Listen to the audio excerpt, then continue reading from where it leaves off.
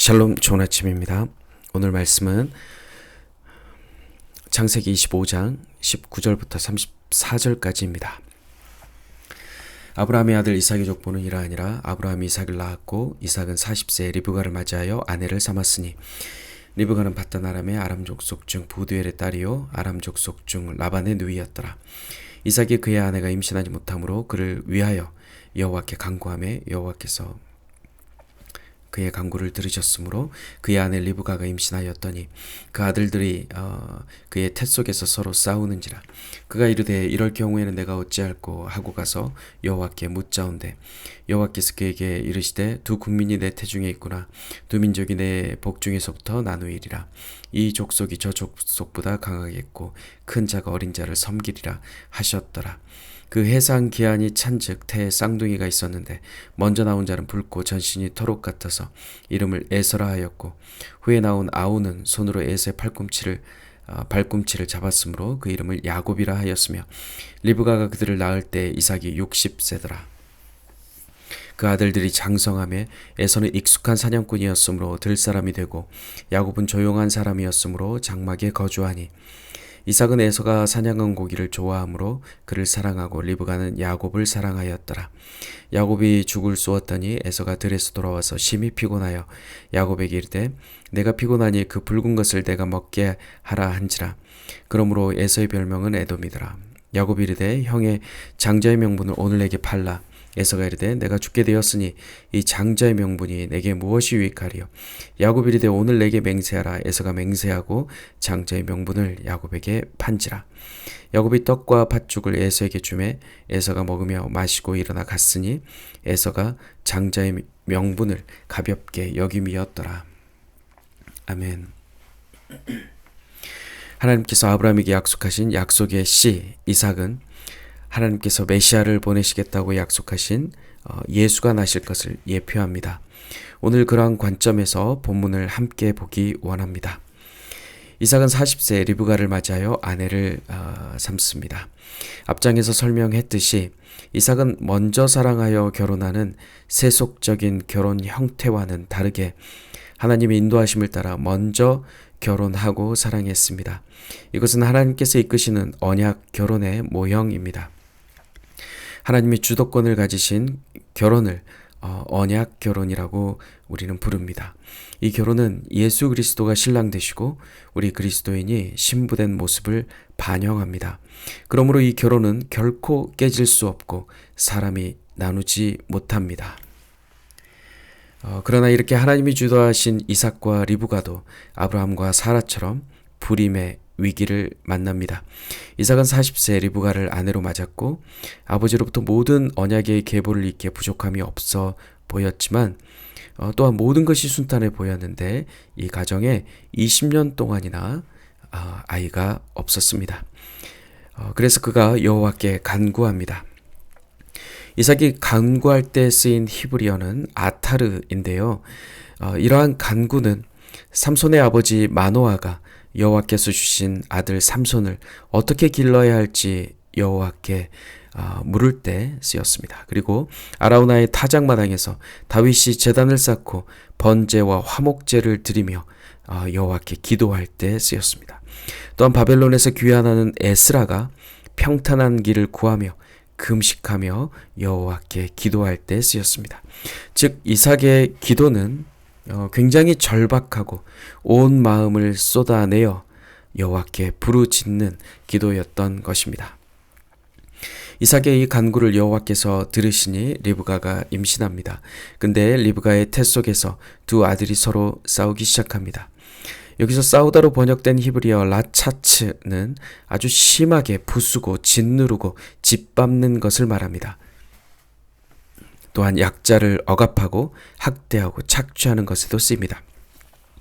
하지만 동시에 이 단어는 전혀 다른 뉘앙스로 또한 사용됩니다.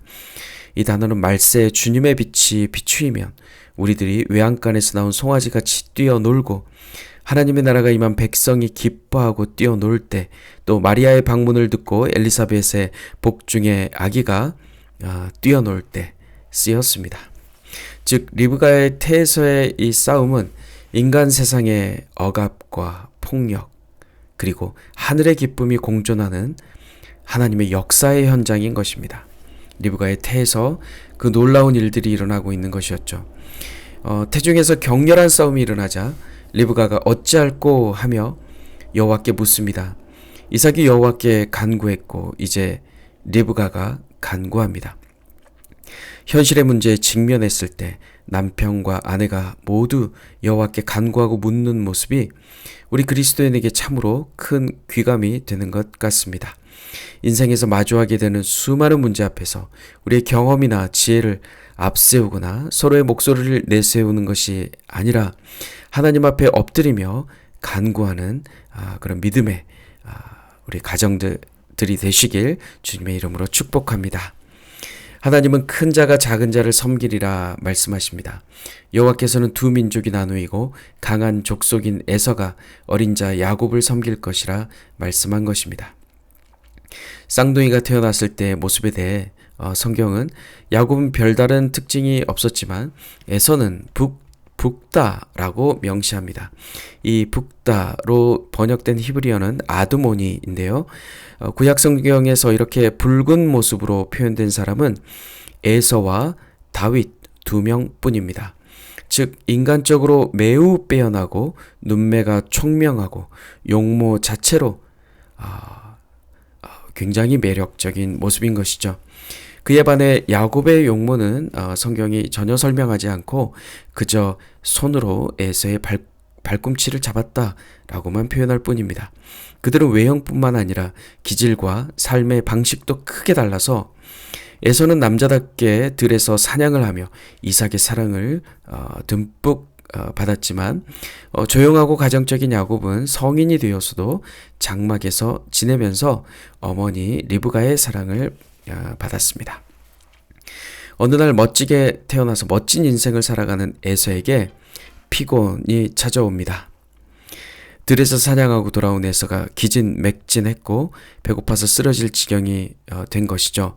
무엇이 그를 이토록 피곤하게 만들었을까요?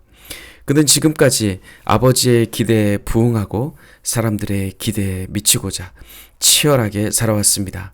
그것은 외모, 성공, 그리고 풍요를 추구하는 삶이었습니다.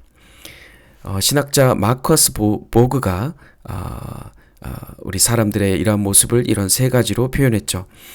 사람들의 눈에 보기에 번듯한 삶, 자기 일에 성공하여 사람들에게 높임을 받는 삶, 육적으로 윤택하고 풍요로운 삶을 말합니다. 에서는 이 모든 육적인 것을 쫓느라 정작 가장 중요한 영적인 것을 놓치고 말았습니다. 그것은 바로 장자의 권리입니다. 그는 당장 굶어 죽게 생겼는데 장자권이 무슨 대수냐라고 말하면서 팥죽 한 그릇에 장자권을 팔아버립니다. 창세기 25장 34절은 야곱이 떡과 팥죽을 에서에게 주매 에서가 먹으며 마시고 일어나 갔으니 에서가 장자의 명분을 가볍게 여김이었더라 라고 말합니다.